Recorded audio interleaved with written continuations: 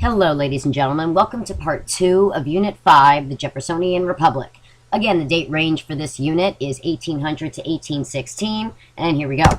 So, the first video was about the election of 1800, and you see the key ideas listed above there in part 1. This is part 2, so we're going to be talking about the presidency of Thomas Jefferson. We're going to break down his political philosophy, talk about the Louisiana Purchase. We're going to go over some big picture stuff about Western expansion, because in the next series of units, this concept of westward expansion is going to become very, very important. And then we're going to close with the Embargo Act of 1801. Here we go.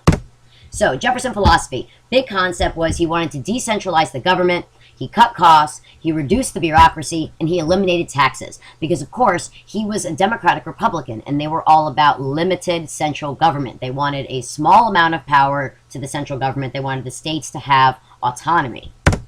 So, in 1801, he becomes the first president to live in D.C. Adams wound up appointing several midnight judges. We talked about these judges with the Judiciary Act of 1801. So he placed Federalists in control of the judiciary. John Marshall was a Chief Justice at the time. He was a Federalist, and the Judiciary Act of 1801 was deemed unconstitutional. Therefore, those 16 new judgeships and those 6 additional circuit courts became null and void because the law itself that created them was deemed unconstitutional. That case, Marbury v. Madison, started judicial review. So, key Republican policies was we wanted to shrink the size of the central government. That was a big, big deal for Jefferson specifically, and the Democratic Republicans generally. So he reduced the size of the government bureaucracy and the expenses as well. He refused to reenact the Alien and Sedition Acts, and he released and pardoned all those who were imprisoned. He abolished internal taxes, specifically the excise whiskey tax, and, interestingly enough, he established the United States Military Academy, what we now know as West Point.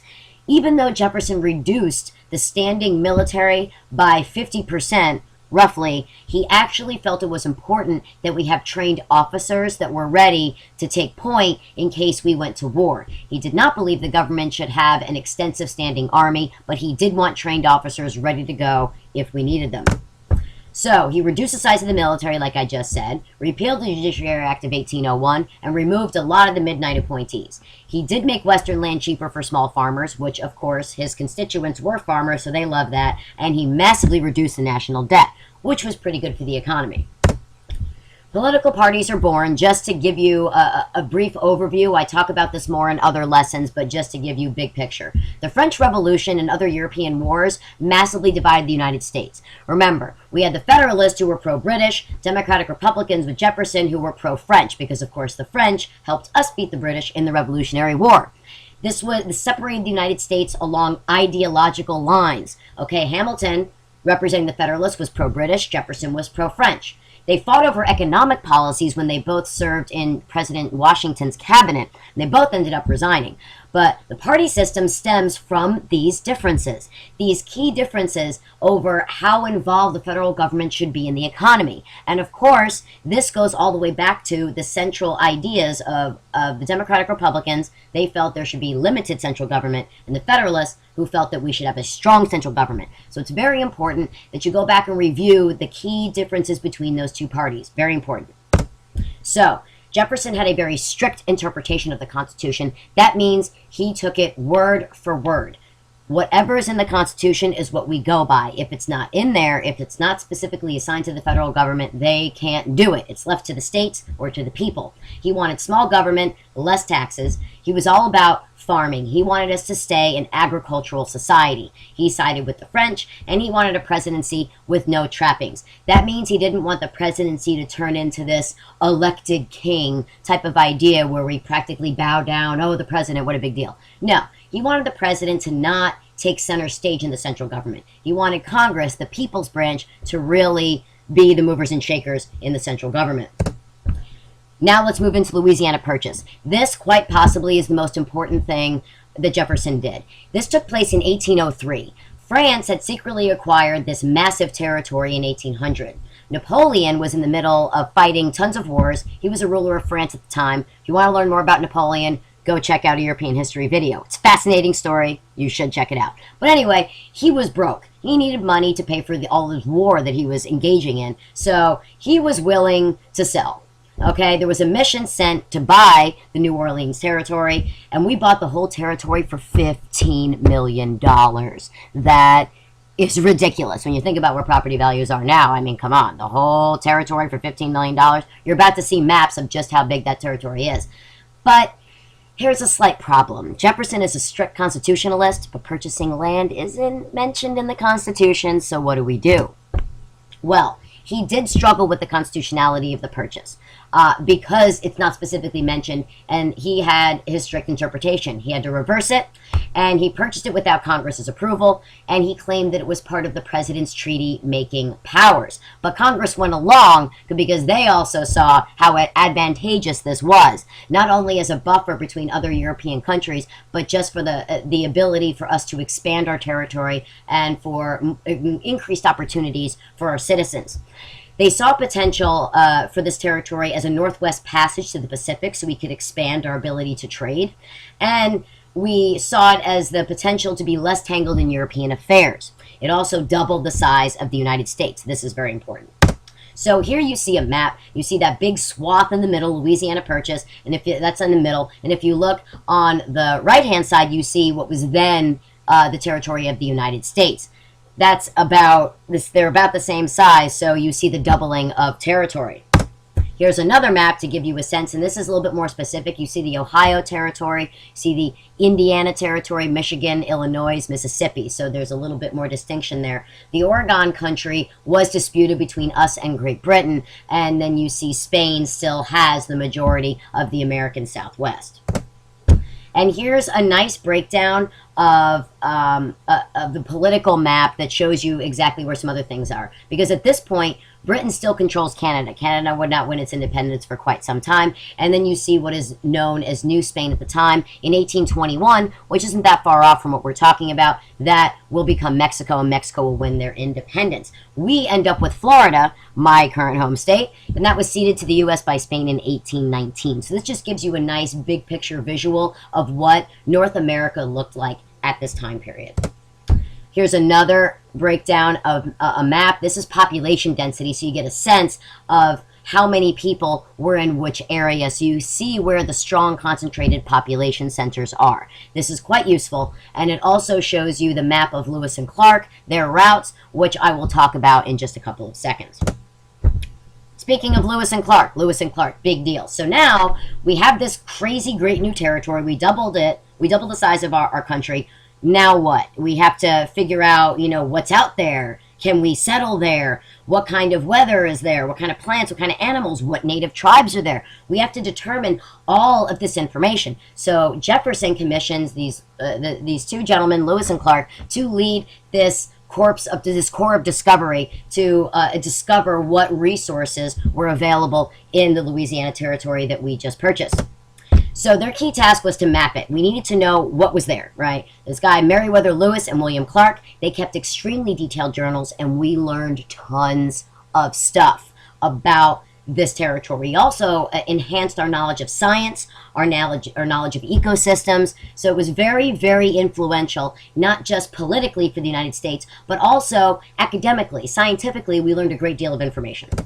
So Lewis and Clark, they left St. Louis in 1804 with 31 men. They explored the Louisiana territory via the Missouri River. They had contact with a lot of Indian nations. Like I said, our scientific knowledge was greatly expanded. And because now we had better access, it also strengthened our claims to Oregon.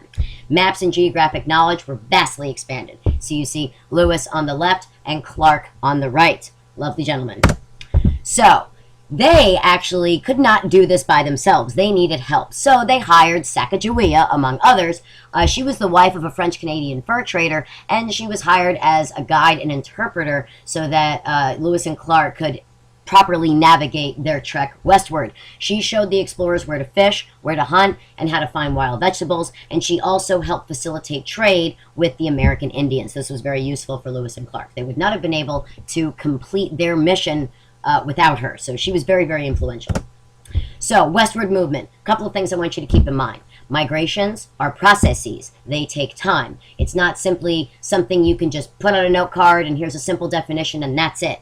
It's a process. Okay, it's not just an event. It's not just this one thing. Like I say here, it's dynamic and it's complicated. It's a series of steps, a series of processes. And so you need to focus on that, and you need to understand that there are lots of different causes and effects for this.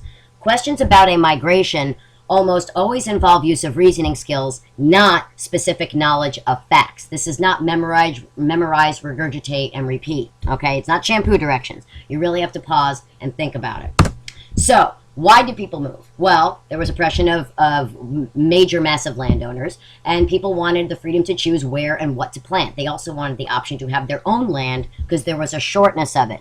Because if you think back to the previous map we looked at, there you have significant population densities. And when we expanded westward, it gave people the option to lay their own claims and have their own land where they could choose to do what they wanted to do. So a lot more freedom for that. Slavery also was a major motive. There were very crowded New England cities, and parents wanted to ensure that they could pass land down to their children. There were also high demands for crops in Europe because we had a lot of improvements in technology. In the Industrial Revolution, you'll learn about things like the spinning jenny and weaving mules, but those things enhance the demand for crops. So crop prices were in hot demand. We have a massive improvement in technology, and that in turn reduced the need for manual labor because we have crop rotation and better equipment. And since the Jeffersonians cut the price of land, this made it very, very attractive to go out there. Westward movement, here's a population map again, a density. So if you start all the way on the right-hand side, you see the darkest parts, very, very dense, and as you get lighter, less dense. So this is the westward movement up to 1870. Now, there was a Native American issue we had to think about. Do we want to assimilate or do we want to annihilate? I'll get more into this in Unit 6 when we talk about Andrew Jackson, and this becomes more of an important issue, but I want to plant that seed with you now. Westward expansion also helped boost America's farming economy, and many saw great success through very difficult labor, but they saw results. They worked hard, but they got a lot of success out of it, so it was worth it to them. Now, Jefferson was reelected in 1804, but we have trouble. Aaron Burr is still ticked off from the election of 1800 that Alexander Hamilton, kind of swung, he did. He swung it Jefferson's way. He orchestrated things behind the scenes like a massive puppet master and basically ensured that Aaron Burr would never win. So Aaron Burr was the opposition to Jefferson within the Republican Party. You have a lot of Napoleonic wars going on in Europe at this time, like I talked about before, British and French naval troubles, and this concept of impressment. Impressment is when another country commandeers our ships, takes our people, and basically forces them into servitude for their army. So that they're basically kidnapping our guys. That's not good times. Then we have the Embargo Act of 1807 that we're going to talk about in just a second. Big deal. Okay, the Burr conspiracies. So Burr and the New England Radical Federalists tried to secede in 1804. Yeah, the secession thing didn't start with North Carolina and South Carolina. I'm sorry, South Carolina. Sorry, did not start with you. Started with New England. He challenged Alexander Hamilton to a duel in 1804 and killed him. Then after that, there was a westward conspiracy. He wanted to take Mexico and unite with Louisiana under his rule. So he actually tried to secede, and then he tried to take over a whole swath of what was now U.S. territory and rule basically as a king. So there was a trial. He was acquitted of treason, but the damage was done. And here you see a lovely little picture of Aaron Burr killing Alexander Hamilton. People were not too thrilled about that. So, impressment in the Embargo Act of 1807. Jefferson had cut the size of the military by 50%. British and French were threatening U.S. ships. The British impress the American citizens. And like I just said, impressment is when they take our stuff, they take our ships, they take our guys. Basically make them indentured servants. Jefferson abandoned all international trade with the Embargo Act. He just stopped international trade. This was bad. So, he wanted to punish the British and French. And so he said no foreign trade at all. This was not a good idea. This was an epic fail. It backfired and devastated the U.S. economy. An economic slump began. It was repealed in 1809, and embargo runners emerged, people trying to get around the embargo, major liability for the Republican Party. Here you see a lovely political cartoon talking about or depicting opposition to the Embargo Act. That's the end of part 2. I hope you learned whatever you needed to learn, and I will see you soon.